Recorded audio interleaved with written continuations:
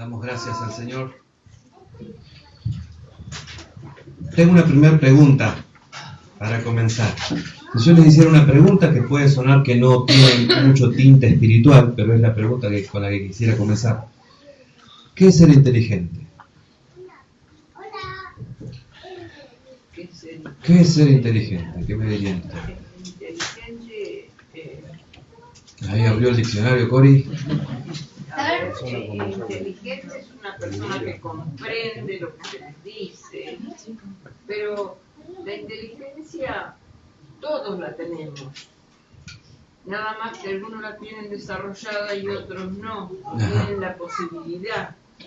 Bueno, y eso lo he visto muchas veces. En 55 años de trabajo, que hay chicos que son inteligentes porque se dan cuenta de las cosas, pero no tienen los medios. Está bien, así que sería un darse cuenta, un poder saber de qué se trata algo, algún asunto. ¿Qué dice acá Matías? La inteligencia de aquella persona que sabe resolver un problema. Según acá Matías dice que la inteligencia es aquel que puede resolver un problema. La capacidad para resolver. La capacidad para resolver una situación. Saber escoger. Saber escoger, dice allá el compañero, y yo coincido con él. Saber decidir. Saber decidir. Viene de dos palabritas esta palabra, inteligencia. Una es intus y otra era, a ver si les digo, legere. Es escoger entre, el sentido de la palabra inteligencia, ¿no? Saber elegir entre esto o aquello. Pero la inteligencia no es algo que nosotros tenemos, o el saber o el conocimiento no es algo que nosotros podemos decir sé, sino que lo sé cuando lo hago, cuando lo puedo concretar, cuando puedo llevarlo aplicado a mi vida. Traigo este tema porque es similar y muchas veces mal entendido al concepto que nos enseña la Biblia de discernir. Discernir tiene que ver con saber también elegir, escoger, pero entre lo bueno y lo malo. Nosotros estamos viendo Colosenses 2. En los versículos anteriores, que son los que van desde el 6 al 9, si no me equivoco, los que vimos la semana pasada, desde el 6 al 8 era, Pablo nos había dicho que estemos centrados en quién, que nuestra vida tiene que estar centrada en quién, en Cristo. Ese era el resumen de todo, ¿no? Anden como Él, dignos de Él, anden centrados su vida en Cristo. Y ahora, en el pasajecito que vamos a compartir, que son 3 versículos, que van desde el 8 al 10, entonces el otro día eran del 6 al 7 nada más, nos va a hablar de esto, de la necesidad de poder elegir entre lo bueno y lo malo. ¿Con respecto a qué nos va a hablar eso? Con respecto a las enseñanzas que escuchamos. Era lo que le estaba ocurriendo a esta gente de Colosas, y Pablo les va a advertir de que no sean engañados, que no permitan ellos ser engañados por enseñanzas que lo conduzcan a... En principio vamos a decir, a enfriar su fe, a tener una imagen distorsionada de quién es Cristo. Entonces dice este pasaje de Colosenses 2, 8 al 10. Mirad que nadie os engañe por medio de filosofías y huecas sutilezas, según las tradiciones de los hombres, conforme a los rudimentos del mundo y no según Cristo. Porque en Él habita corporalmente toda la plenitud de la deidad, y vosotros estáis completos en Él, que es la cabeza de todo principado y potestad. Vamos a ver este pasaje, vamos a tratar de entenderlo desde acá. Yo le puse como título, para entenderlo de alguna forma más fácil, 3 mentiras y 3 verdades. Van a haber 3 mentiras evidentes y 3 verdades evidentes a la hora de que nosotros examinemos un mensaje y podamos tener un criterio para evaluar si es un mensaje que es de Cristo, es un mensaje que habla del Evangelio, o por el contrario es un mensaje que distorsiona el Evangelio y nos presenta otra cosa diferente. Es lo que Pablo comienza diciéndonos, ¿no? Hace como un pedido a los hermanos. Miren que no los engañe nadie con palabrerío. Otra versión, que es la Nueva Traducción Viviente, dice: no permitan que nadie los atrape con filosofías huecas y disparates elocuentes. Nosotros no tenemos otra opción, hermanos, que discernir. No tenemos otra opción. No es que aquellos hermanos fueron llamados a ejercitar y a crecer en esa capacidad de escoger entre lo que escuchaban, aquello que iba a ser nutritivo y bueno, y nosotros no. Nosotros también tenemos que hacer lo mismo. Si nosotros no analizamos lo que escuchamos, aún lo que escuchamos acá, corremos el riesgo de que se introduzcan, como si fuéramos una comida que se está preparando, ¿no? Ingredientes que van a ser nocivos, dañinos, que no nos van a permitir crecer. Algunas personas hablan que a la hora de aprender habría como 3 patitas, ¿no? Uno sería la motivación, otro sería el tiempo y otro sería la oportunidad de poner eso en práctica. ¿Cuál sería nuestra motivación si queremos aprender esto realmente? Si no comemos palabra de Dios, comemos palabra de hombres, y la palabra de hombres no alimenta, no da crecimiento espiritual. Solo la palabra de Dios, solo lo que Dios ha dicho nos hace crecer y nos mantiene andando en Cristo, que eso es lo que todos queremos, ¿no? Amén. Tiempo con la palabra de Dios va a ser el segundo elemento. Vamos a poder reconocer la verdad, separándola de lo que es mentira, conociendo esa verdad, pasando tiempo con la verdad. Y el tercer punto es que nosotros vamos a dar como sabido cuando podamos aplicarlo a nuestra vida, cuando vengan circunstancias difíciles y todo ese conocimiento que tenemos de la palabra lo podamos llevar a la práctica, porque si no se queda un conocimiento que no produce nada a nosotros. Ahí podremos decir: aprendí esto, porque lo puedo llevar a la vida. ¿Qué vamos a tratar de aprender entonces? 3 elementos que cuando escuchamos una enseñanza nos van a decir, como una especie de semáforo que se pone en rojo: alerta, esto es una enseñanza que no conduce a Cristo. Pero también vamos a ver, como si fuera ese mismo semáforo, una luz verde. Estos 3 elementos están presentes en una predicación que es cristocéntrica, donde Cristo es exaltado, donde Cristo es presentado, como la palabra lo enseña. Esos primeros 3 versículos, esos primeros 3 elementos, de los que quiero hablar, son los que tienen que ver con la falsa enseñanza. Y son los que Pablo va a poner en el primer versículo. Dice: mirad que nadie os engañe por medio de filosofías y huecas sutilezas. ¿Por qué eran estas cosas malas? Porque son primeramente según las tradiciones de los hombres. Ese es el primer elemento o el primer criterio que nosotros tenemos de análisis, de si algo está basado en Dios o no. Porque no tenemos más opción. O lo que escuchamos se basa en lo que Dios dijo, o se basa en lo que los hombres inventaron, que a su vez está influenciado por los poderes del demonio.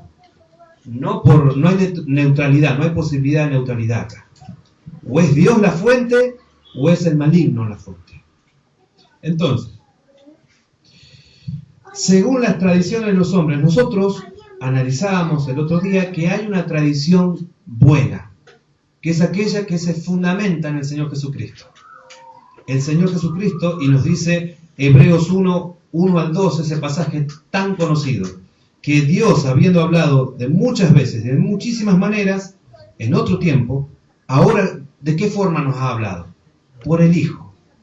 Entonces, el Señor Jesucristo es la revelación completa de quién es Dios. La revelación perfecta de quién es Él. Esa revelación tocó la vida de los discípulos, primeros que llamó, ¿no? Aquellos que nosotros hoy llamamos apóstoles, incluso la de Pablo. Toda esa revelación fue transmitida de esos discípulos a otros discípulos, dando cumplimiento al mandato del Señor de ir por todo el mundo y hacer nuevos discípulos, enseñándole las cosas que ellos habían aprendido, todas las cosas que habían aprendido de quién era la revelación perfecta de Dios. Cuando ellos transmitieron esto, eso se llamó también tradición. Es la tradición que nos ha llegado a nosotros. Pero había otro grupo que inventaba otra tradición que no estaba basada en lo que la Biblia llama piedra angular o piedra fundamental en la que se construiría esta tradición. La Biblia nos habla de que Cristo es la piedra principal y sobre ella apóstoles y profetas, aquellos que llamó el Señor, nos dejaron hoy en día la palabra revelada que es del Antiguo Testamento y el Nuevo Testamento. ¿No es cierto? Nosotros creemos eso, que es desde Cristo, que es la base, que se ha construido este nuevo, este desarrollo de su enseñanza. Pero este grupo al cual Pablo está confrontando, lo que ha tratado de hacer es crear un fundamento aparte, distinto, basado en el hombre. ¿Cómo me voy a dar cuenta yo que está basado en Cristo o está basado en el hombre? ¿Es fiel lo que estoy escuchando al testimonio de la Escritura? Ese es mi primer punto de examen. La base de lo que estoy escuchando está acorde con lo que la Escritura dice, con lo que Cristo ha revelado de sí, para que hoy tengamos como contenido de sus enseñanzas, la enseñanza que está contenida en la Escritura. ¿Qué tendré que hacer para saber eso? Conocer más la Escritura, conocer más la verdad, para no ser engañado por la mentira. Esta autoridad de la cual está hablando procede o de Cristo, si está fundamentada y es el desarrollo de esta tradición sana que los apóstoles verdaderos nos legaron, o va a estar basada en el hombre. Y ahí no va a tener autoridad legítima, es una autoridad que a lo largo de la historia ha estado siempre tratando de introducirse en la iglesia y siempre ha sido para obtener beneficios de los cristianos. Muchos incautos caen en ese tipo de cosas. Nosotros no estamos exentos de eso y los hermanos de Colosa tampoco. Por eso Pablo le está diciendo, miren, tengan mucha atención, tengan cuidado, porque pueden caer ustedes en eso. Y si ustedes, las cosas que escuchan, no están basadas en la Escritura, ¿van a estar basadas en qué? Va a ser otra la fuente de autoridad de esas palabras y esas enseñanzas que ustedes asimilen. Y tengamos claro esto, que así como nosotros somos, dentro de 20 años vamos a ser el resultado de lo que comamos hoy, y yo soy el resultado de lo que he venido comiendo todo este tiempo, espiritualmente, también dentro de un tiempo vamos a ser el resultado de aquellas cosas que nos hemos estado alimentando espiritualmente. Si nosotros nos alimentáramos de malas enseñanzas dentro de un tiempo, lo que nosotros vamos a dar como fruto va a ser el resultado de eso. No podemos esperar tener un buen fruto si nos alimentamos de una mala enseñanza, o vamos a decirlo de otra forma. No podemos esperar que lo que plantamos nos produzca maíz si plantamos sandías. Es obvio eso. La única forma que el cristianismo crece en nosotros es que la enseñanza que comamos sea sana. Es la única forma que fructifica. Un segundo elemento que aparece, que demuestra que la enseñanza frente a la cual estemos es mala, es que es conforme a los rudimentos del mundo, dice Pablo. El pedacito que sigue, continúa el versículo. Así que teníamos, es según la tradición de los hombres, oponiéndose a la Escritura, no es conforme a la Escritura, es conforme a los rudimentos del mundo. En palabras muy sencillas, persigue las mismas cosas que las personas que no conocen a Cristo persiguen. Desea esas cosas, anhela eso y lo pone por primera cosa.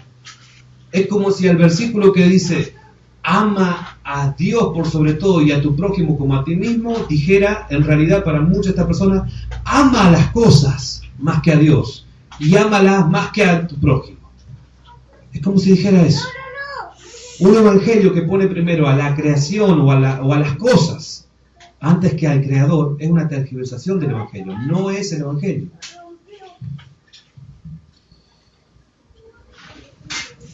Recordemos que la habilidad que tiene Satanás para hacernos creer que lo que estamos siguiendo es la Escritura. Recordemos las tentaciones en el desierto que enfrentó el Señor Jesucristo. Parecía la Escritura. Habló desde la Escritura, pero con otro sentido. Así muchas personas creen que lo que están creyendo está basado en la Escritura. Y en realidad no están siguiendo la Escritura. Están siguiendo los deseos de su corazón nada más. Los apetitos de su carne. Y si nosotros tenemos eso como meta, como decíamos todos los ejemplos recién, ¿no? ¿Qué vamos a hacer dentro de un tiempo? Más carnales todavía. Porque potencia nuestra carnalidad. Si la meta no es Cristo, ¿cuál es la meta entonces? Tener más. Nosotros vivimos en una sociedad que tiene como referencia el tener para llegar a ser. Si esa es también nuestra visión como cristianos, no somos diferentes en nada. Seguimos los rudimentos del mundo. Y si nuestros mensajes o los mensajes que consumimos tienen como punto central eso, llegar a tener para ser, o puede ser cualquier cosa, puede ser la sanidad también, o puede ser cualquier otro elemento como meta principal, pero no Cristo como meta principal. Es seguir los rudimentos del mundo. Es lo que orábamos recién. El Señor, ¿qué dice? ¿A quién tenemos que poner como prioridad? Buscad el reino de Dios, poner lo de arriba primero. Y todo lo demás, que el Señor no le interesa, lo demás, Él se encarga. Él dice que todo lo demás va a ser añadido a su tiempo. Pero hagamos al revés, pongamos la añadidura como centro de nuestra búsqueda y de nuestra atención y de nuestro amor. Supongamos que lo logramos, que lo conseguimos a todas esas cosas. Que logramos la sanidad que queremos, que logramos el trabajo que queremos, todo. Bueno, ¿completarán nuestra vida esas cosas? Pasado un tiempo vamos a ver que no. Todas estas falsas enseñanzas tienen su correlato en lo otro que es bueno. Nos va a decir como punto 2 de lo que sí es buena enseñanza. Ustedes están completos en Cristo. Cuando las personas ponemos la añadidura como centro de nuestra búsqueda, estamos diciendo, Señor, no completás mi vida lo suficiente, por eso lo voy a buscar en algo más. Pablo nos va a decir, ustedes ya están completos en Cristo. Una de las características que tiene entonces esta búsqueda de las cosas y no de Cristo es que es idolatría. No le va a dar gloria a Dios, se la va a robar, y lo que va a hacer es conectar a las personas con lo que está detrás de la idolatría, que son los poderes. Acá hay montones de comentarios acerca de a qué se refiere puntualmente rudimentos del mundo, o elementos de la tierra, decía alguna traducción, o elementos fundamentales, o bueno, sin entrar en todos esos detalles, muchísimos comentaristas dicen que lo que está detrás de esto es el poder demoníaco. Detrás de cualquier ídolo está eso. Y el consumismo o el materialismo es un ídolo en la realidad de nuestros días. También lo era en aquella época, ¿no? De otra forma quizás. Pero hoy luchamos con ese ídolo también nosotros como cristianos. Hay un comentario que me gustó, lo voy a citar textualmente y entero porque me pareció muy esclarecedor de este punto. Estos principios elementales adquieren su vigencia en nuestro contexto cuando vemos la idolatría de la sociedad de consumo. El apóstol está luchando contra las ideologías del mundo, de Satanás, que lo está alienando y condiciona su pensamiento y estilo de vida. No tenemos que ver al poder de Satanás en experiencias místicas o de liberación solamente, sino en otros elementos como ya se han insinuado: un materialismo alienante, una fe ciega en la técnica, un culto a la propiedad privada, un saqueo de los bienes ecológicos para lograr más producción y así el enriquecimiento sin medida de individuos y de empresas, la fiebre del consumo que ha transmitido una imagen de felicidad en el tener, el deseo de los más pobres o menos ricos en alcanzar un nivel que les dé posición e imagen de hombre ideal, una moda que les impulsa el consumismo y exalta el hedonismo, es decir, la búsqueda del placer como cosa máxima a la que podemos aspirar. Esto es del comentarista Ceballos. Contra todas esas cosas que son en las que viven las personas que no conocen a Cristo, nos advierte el Señor. Que no sean eso el centro de nuestra vida, que no sea lo que movilice nuestro deseo, nuestro accionar, ni siquiera nuestro placer. El poder del pecado reside en que nos da placer. Por eso, si Dios se constituye nuestra fuente de placer, Ahí podemos luchar más efectivamente contra el pecado también. Un tercer punto, recordémoslo. El primer punto es que no se ajusta a la Escritura, una falsa enseñanza. El segundo es que busca las mismas cosas que aquellos que no conocen al Señor Jesucristo y que no lo aman y no lo desean. Quieren que satisfacerse a sí mismos nada más. Y un tercer punto es que no son según Cristo. ¿Por qué? No nos presentan como modelo a alcanzar al Señor Jesucristo. Si leyéramos nuevamente esto que les acabé de leer recién, dice que la imagen ideal que persigue la mayoría de las personas es alguien que es exitoso. Exitoso en los términos de hoy en día quiere decir tener poder para hacer lo que quieran, el poder económico, poder político, poder. Muchas personas definen el éxito como eso, una capacidad de hacer lo que quieran, como una libertad así que no existe, no es real.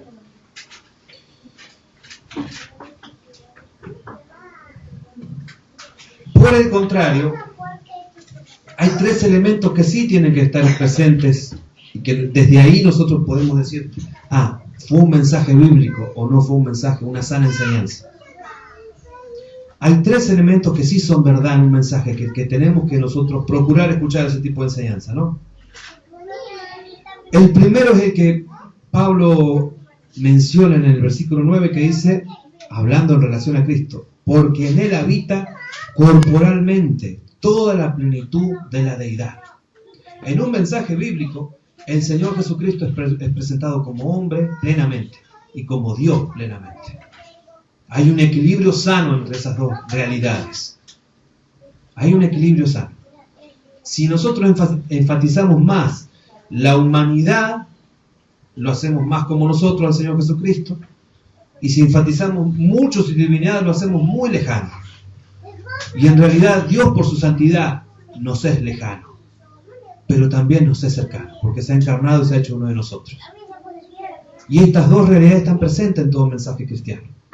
Dios es santo y nosotros no podríamos tocarlo de ninguna forma, alcanzarlo, conocerlo de ninguna forma, pero se ha revelado, se ha acercado, se nos ha hecho conocible. ¿En quién?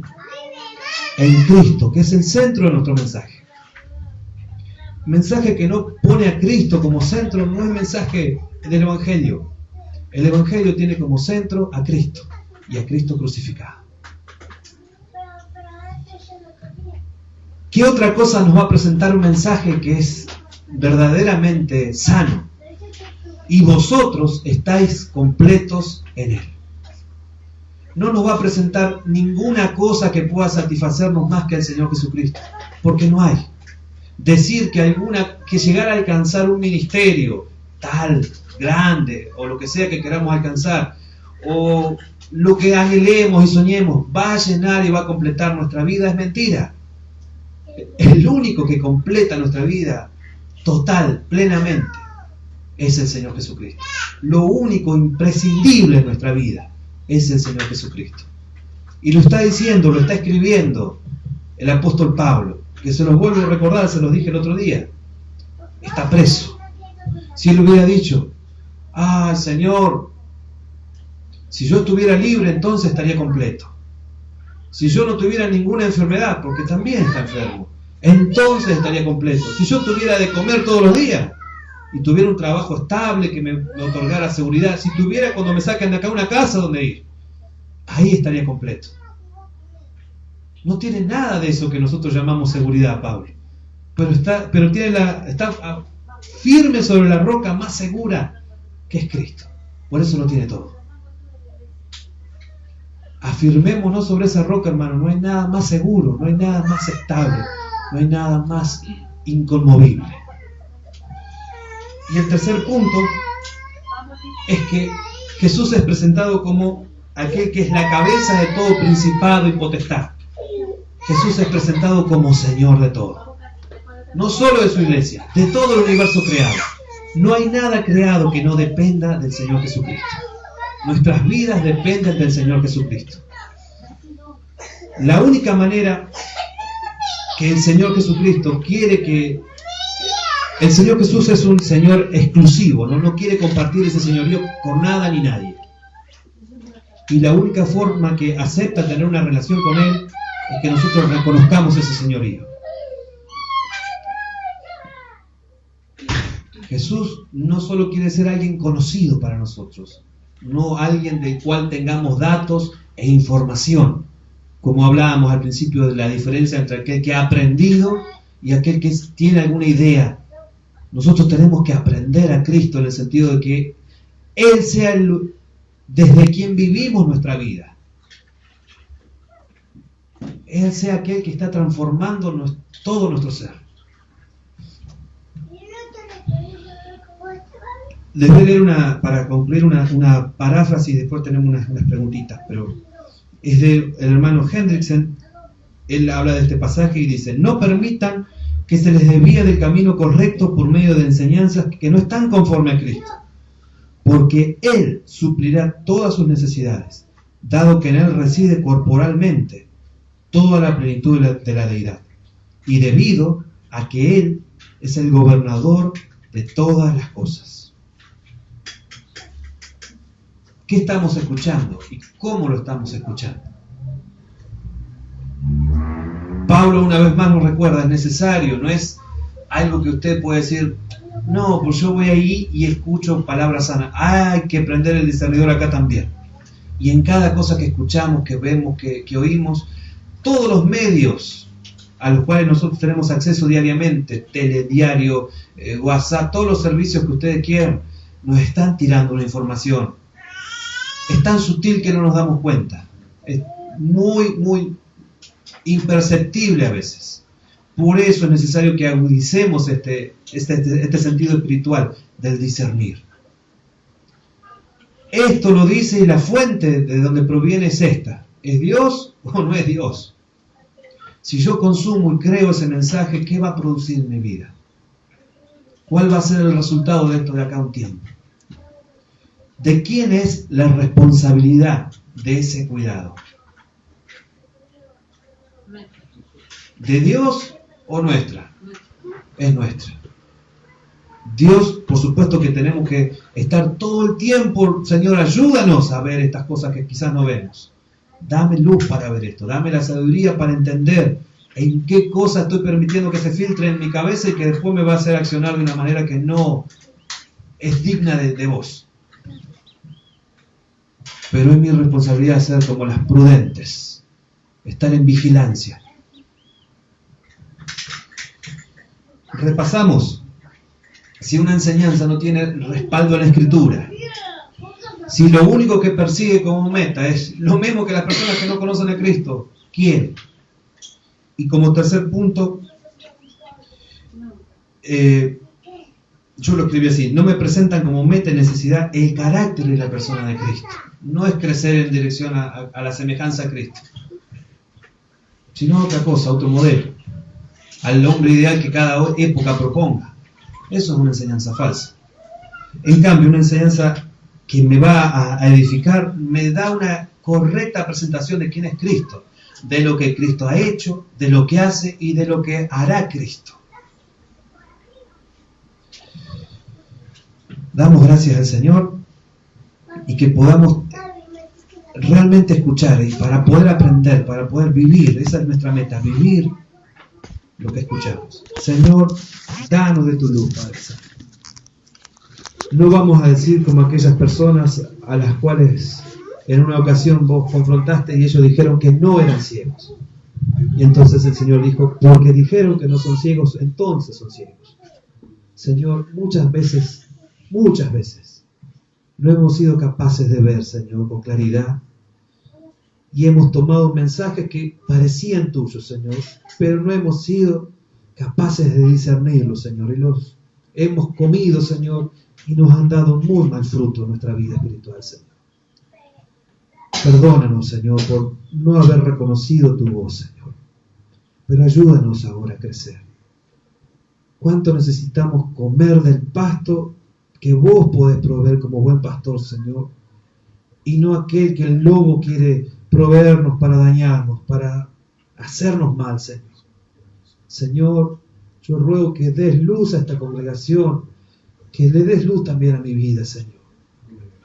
para que nuestro modelo siempre seas vos, para que lo que anhelemos sea conocerte, amarte y vivir como vos, Señor.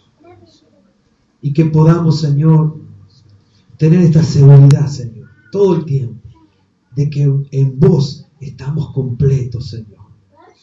De que no hay nada mayor ni ninguna otra aspiración, Señor, más grande que el conocerte, que el estar más en vos, Señor. Señor, ayúdanos a vivir esta vida de plenitud que es en relación con vos, Señor. Y que no nos distraiga, que no nos frene, que no nos mueva ninguna otra cosa, Señor. Ayúdanos a discernir, Padre. Gracias te damos por tu palabra. Amén, Señor.